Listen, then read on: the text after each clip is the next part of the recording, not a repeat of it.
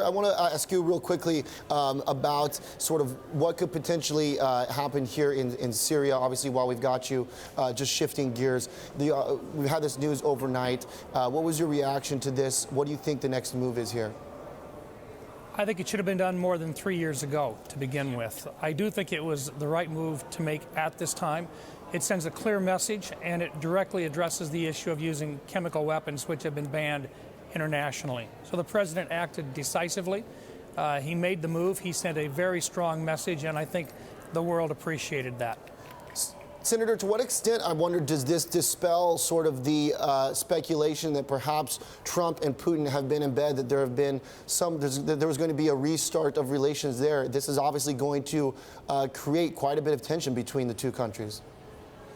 We want to have good relations with Russia, but that doesn't mean that we let them get away with some of the things they're doing. So from my perspective, it lays out for the rest of the world the fact that Russia is there, they're in Iraq or in Syria. Clearly there may very well be some understanding, even if they're not talking about it, the fact that chemical weapons still exist in Syria and that the Assad regime has them.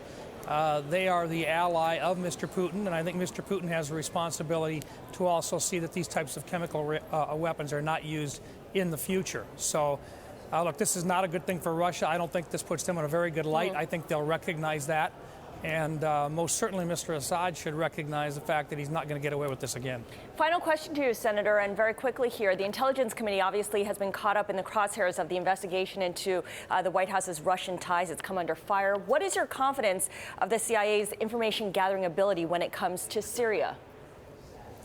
I have a high confidence level in their ability to provide us with good information. The challenge is, naturally, we don't really have a great Syrian presence there. So could it be better if we were actively engaged? Of course, but that's not necessarily where we want to be either. So we've got good information. We've got good outside. Our satellites are there. They're available. We've got radar information and so forth. Those are all added into the total picture for what's going on in Syria. The information that we're getting, and when they relay it to us, they do that with a high degree of confidence. And that's pretty solid stuff.